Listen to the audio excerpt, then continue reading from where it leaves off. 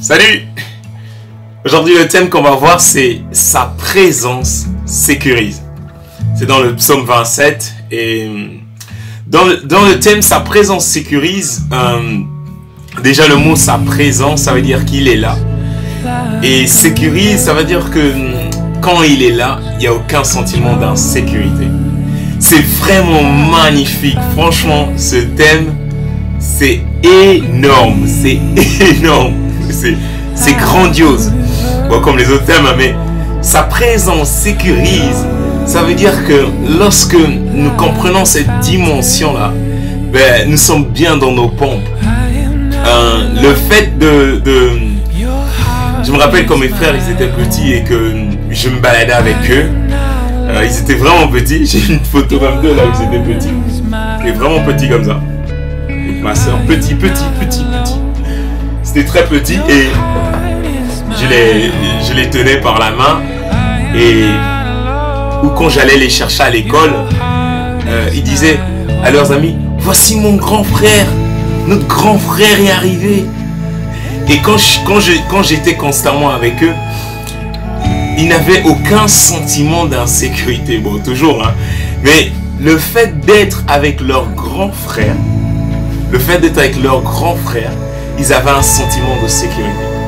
Bon, aussi fragile que je suis, vous imaginez, si aussi fragile que je suis, je peux donner un sentiment de sécurité à ceux qui sont mes petits frères. Vous imaginez avec Dieu, quel est le sentiment de sécurité qu'il peut encore plus nous apporter. Pour cette introduction, mais c'est vachement intéressant. Le thème, c'est sa présence sécurise. Et on va voir ça dans le psaume 27. On va voir des éléments vachement cool, vachement super. Comment cette dimension-là peut vraiment... comment on peut la saisir pour nous et comment Dieu manifeste sa sécurité envers nous. Le psaume 27. L'Éternel est ma lumière et mon salut. Bam. De qui aurais-je crainte? Ok, d'accord. L'Éternel est ma lumière et mon salut. De qui aurais-je crainte? De qui aurais-je crainte? L'Éternel est le soutien de ma vie. De qui aurais-je peur? Ok. Quand les méchants s'avancent contre moi pour dérober ma chair, ce sont mes persécuteurs et mes ennemis qui chancellent les temps. D'accord? Si une armée se campait contre moi, mon cœur n'aurait aucune crainte. Si une guerre s'élevait contre moi, je serais malgré cela plein de confiance. Je demande à l'Éternel une seule chose que je désire ardemment. Je voudrais habiter toute ma vie dans la maison de l'Éternel, pour contempler la magnificence de l'Éternel et pour admirer son temple, car il me protégera dans son tabernacle au jour du malheur. Il me cachera sous l'abri de sa tente. Il m'élèvera sur un rocher. Et déjà ma tête s'élève sur mes ennemis qui m'entourent. Ok.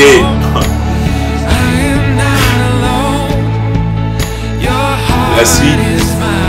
J'offrirai des sacrifices dans sa tente. Au son de la trompette. Au son. Je chanterai, je célébrerai à l'Éternel. L'Éternel écoute ma voix. Je t'invoque, aie pitié de moi et exauce-moi. Mon cœur dit de ta part, cherche ma face, je cherche ta face, ô Éternel. Ne me cache point ta face. Ne repousse pas avec colère ton serviteur. Tu es mon secours, ne me laisse pas, ne m'abandonne pas, Dieu de mon salut, car mon père et ma mère m'abandonneront, mais l'Éternel me recueillera. Éternel, enseigne-moi ta voie, conduis-moi dans le sentier de ta droiture. À cause de mes ennemis, ne me livre pas au bon plaisir de mes adversaires, car ils s'élèvent contre moi de faux témoins et des gens qui ne respirent que la violence. Oh, si je n'étais pas sûr de voir la bonté de l'Éternel, espère en l'Éternel, fortifie-toi et que ton cœur s'affermisse, espère en l'Éternel. Le premier point du thème, sa présence sécurise, c'est cultive le fait de s'attendre à lui.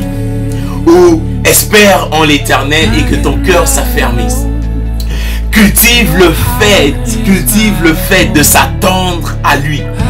Cultive le fait de dire sur le thème sa présence sécurise. Le premier point que je vais te laisser, c'est cultive le fait de s'attendre à lui. Cultive le fait de dire, Seigneur, je m'attends à toi. J'ai fait une vidéo spéciale qui parle du fait sur le thème, Seigneur, je m'attends à toi. Et sur ce thème-là, j'ai vraiment abordé 3 points vraiment super que tu peux vraiment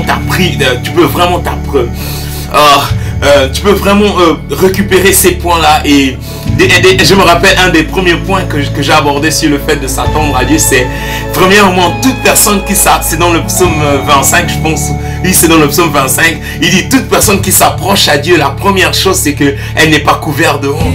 Toute personne qui s'approche à Dieu n'est pas couverte de honte. Donc le premier point du thème, sa présence sécurise, c'est que il est important de cultiver le fait de s'attendre à lui, le fait de s'attendre à Dieu, le fait de s'attendre à Dieu. Et j'ai pris le psaume 27 dans une autre version, c'est dans la Bible français courant, le verset 14, c'est-à-dire la fin du verset du chapitre 27, sur le premier thème, cultiver le fait, et sur le premier point, le fait de cultiver le fait de s'attendre à lui. C'est vachement cool parce qu'il dit, compte patiemment sur le Seigneur.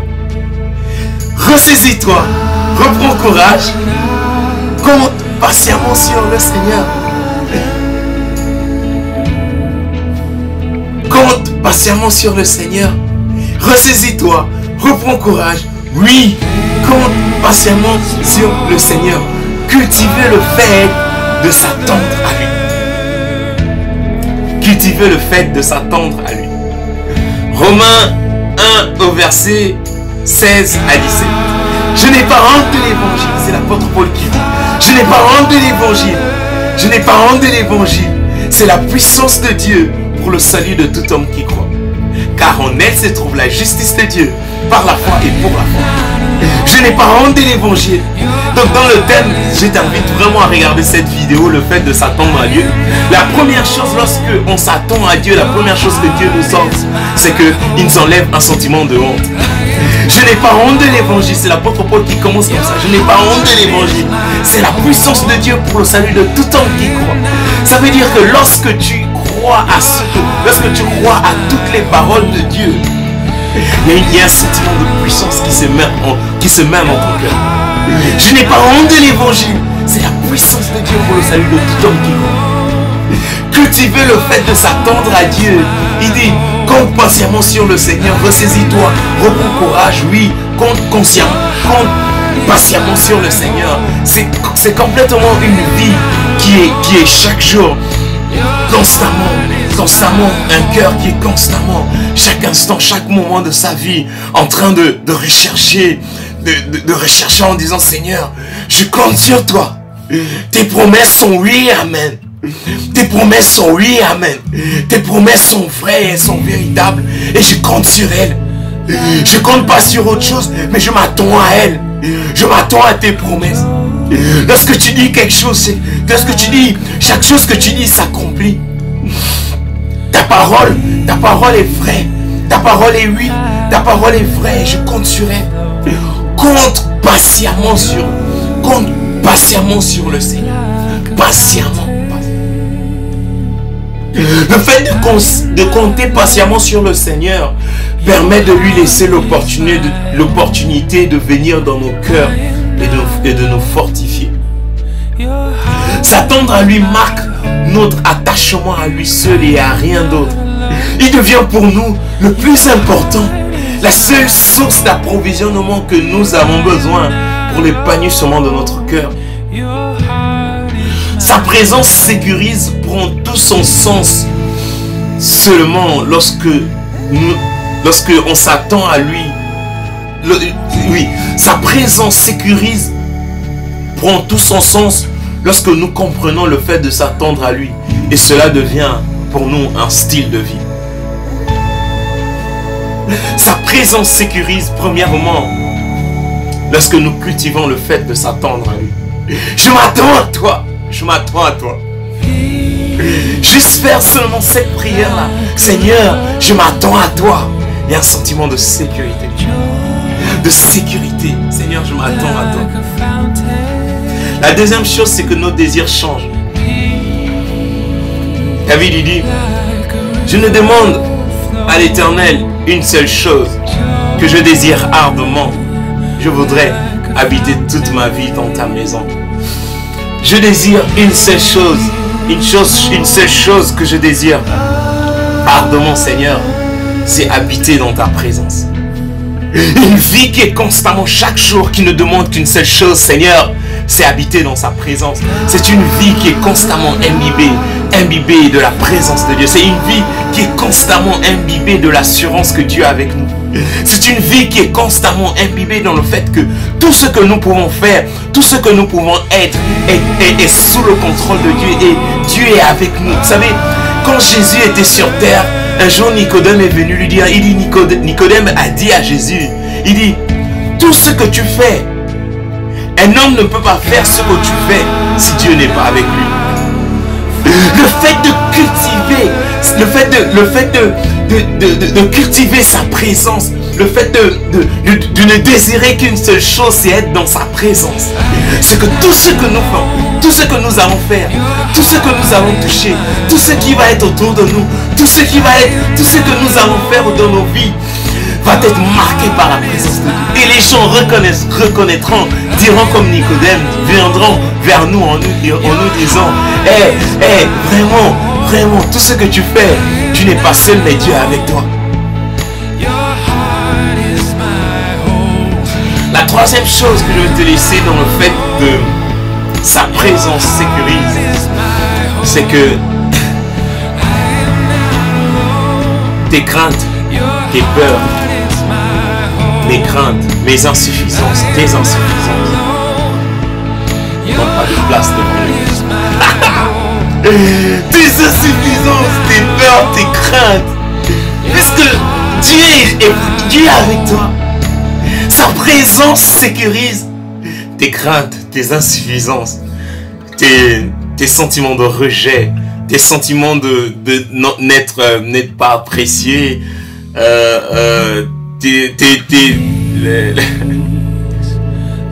la dépression, toutes sortes de choses d'insécurité qui te fait perdre dans ton identité. Il n'a plus de place. Il n'a plus de place. Ça n'a plus de place. Ça n'a plus de place. Ça n'a plus de place.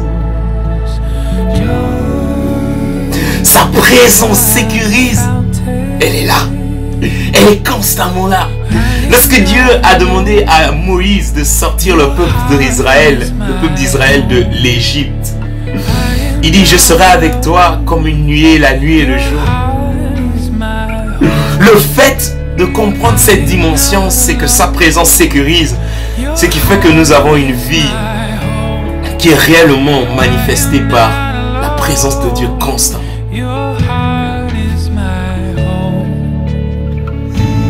L'Éternel est ma lumière et mon salut, de qui aurais-je crainte? De qui aurais-je crainte? Dieu est avec toi. Dieu est avec toi. Au début, je vous ai pris l'exemple de mes frères et de ma soeur. Le fait qu'ils étaient avec, je sais que du fait qu'ils sont avec moi, ils n'ont pas peur. Je vous assure. Si moi en tant qu'homme, je peux donner de la sécurité à mes frères et à ma soeur, combien à plus forte raison? Vous savez pourquoi ils se sentent en sécurité? Parce que Dieu est ma sécurité. L'Éternel est ma lumière et mon salut, de qui aurais-je crainte? L'Éternel est le soutien de ma vie, de qui aurais-je peur? De qui aurais-je peur? Sois encouragé aujourd'hui et dis-toi que sa présence sécurise, c'est de savoir que Dieu est avec toi. Et quelles que soient les circonstances et quelles que soient les situations, il est avec toi. Et c'est important de cultiver. Donc le premier point, c'est cultiver le fait de s'attendre à lui. Le deuxième point, c'est nos désirs changent. Et la troisième chose, c'est nos craintes, nos peurs et nos insuffisances n'ont pas de place dans sa vie. Je voulais t'encourager aujourd'hui en te disant, médite réellement ces choses-là, parce qu'au fond, j'ai pas les mots pour expliquer tout ça. Parce que j'ai pas de mots. Mais par contre, ça me déborde. J'ai pas de mots, mais ça me déborde. Voilà, ça me déborde tellement. Et le Seigneur te guide, te garde et que ces choses-là deviennent pour toi une réalité au plus profond de ton cœur et que sa présence sécurise soit constamment dans ta vie, dans tes choix et dans tes décisions. Et ciao.